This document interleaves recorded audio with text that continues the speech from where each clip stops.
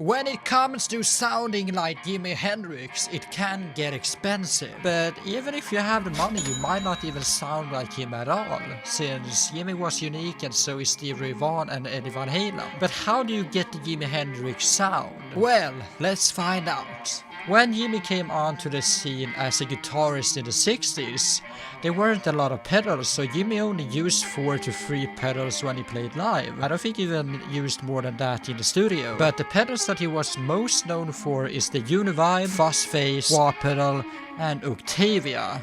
And those were brand new when he came onto the scene. So realistically speaking, it should be easy getting his tone right. Well, not so fast, buddy. Just because you have the gear to sound like Jimi Hendrix, you need to have the knowledge that he had in order to actually play like him. And in order to do so, you have to learn the style of Jimi Hendrix to even get close to him.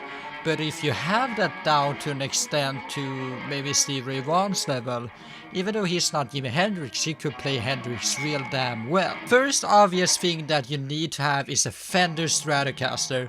You could use auto guitar, but the iconic sound that the Fender does can't be matched. So that's the first obvious thing you need to have. And for amps, it can go all the way from Marshall to Vox to Fender. So use what you want to use and make sure that Jimi used it. Next up, you need to think about what era of Jimi Hendrix you want to sound like. Jimi sounded a lot different in 67 compared to 69. But if you want to get that classic Band of Gypsys tone, all you need is a Univibe, fuzz pedal, and a wah pedal. And that's basically all you need, and you can use an Octavia occasionally, but Jimi didn't always use it live. But if you want to sound like Jimi Hendrix during 1966 to 1968, all you need is a wah pedal and a fuzz pedal, and you're all set to go.